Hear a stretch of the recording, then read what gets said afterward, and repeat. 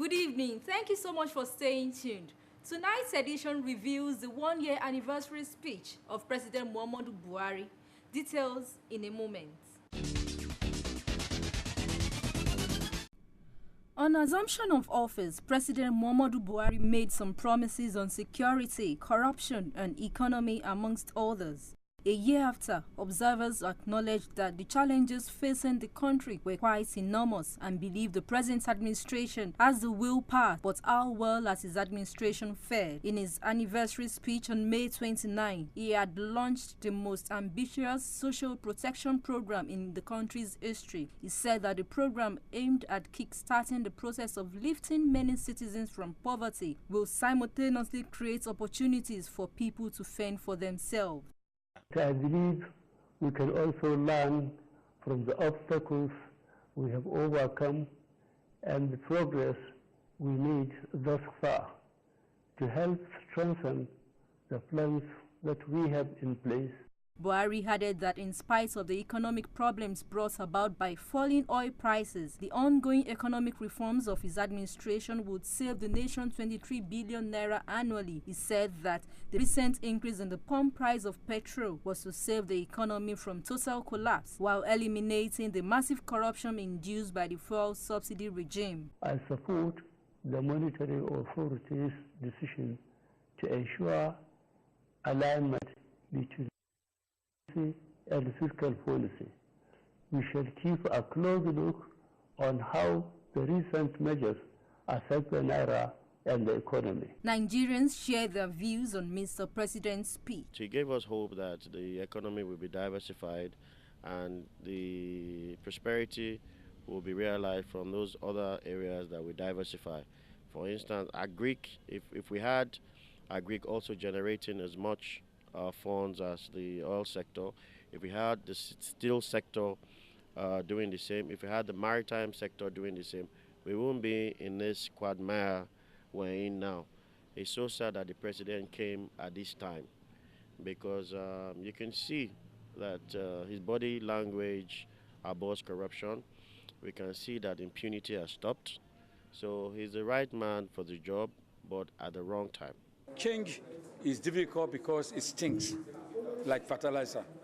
But you put small quantity of fertilizer in the soil, you put potato there, what happens? It germinates. At the end of the day, it brings out sweet potato. So for us to have this positive change, we must work together with the new government. Although they are called Mr. Slow and steady wins the race, but let him increase the speed so that we can feel the vibration that indeed we are moving at a high frequency. In spite of the dwindling oil revenues and the present economic realities, Nigerians should remain hopeful and trust the ability of the Buhari administration to confront these problems and provide lasting solutions. The crisis rocking the Kogi State House of Assembly deepened on Tuesday as members of the pro-Imam faction sat for plenary despite the judgment of a federal high court nullifying the impeachment of the speaker, Momo Lawal. The members, who were led into the chamber by the factional speaker, Umar Imam, were heavily protected by men of the Nigerian army. A member representing Akbar 1 state constituency, Ahmed Mohammed, moved the motion condemning the desecration of the assembly by the G15. Mr. Omar, in his address to the members, described the action of the G15 as unlawful, calling on their respective constituencies to recall them and replace them. Meanwhile, members of the G15 have raised an alarm over an alleged assassination attempt on their lives, alleging that their quarters were invaded by some gunmen who shot sporadically for over 30 minutes on Monday night. The members of the group, led by Mr. Lawal, said they had stayed away from the complex following the intervention of the Assistant Inspector General of Police in charge of Zone 8 and Commissioner of Police in the state, who advised both groups not to seek to avert violence. After the advice, both groups adjourned plenary till Tuesday, but the pro-Imam group stormed the assembly complex about 9 a.m. local time and were accosted by policemen drafted to man the gate. After their deliberations, the pro-Imam faction adjourned till next week Thursday.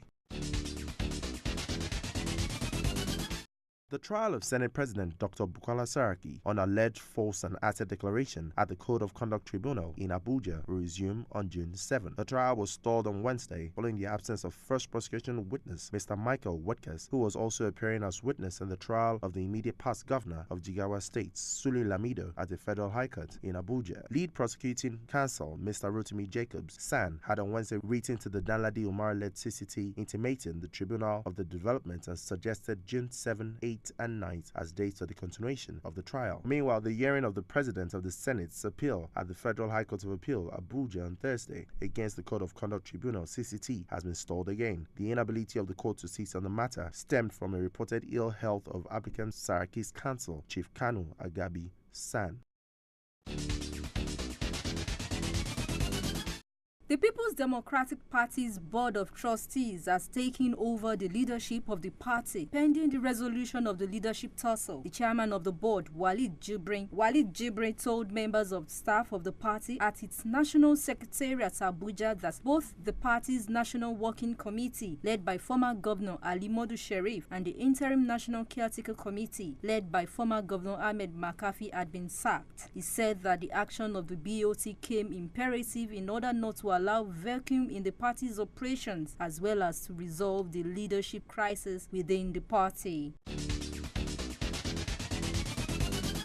That ends Political Update tonight. Please join us again next week for more updates. I am Olasunbo Mudupe. Thanks for watching.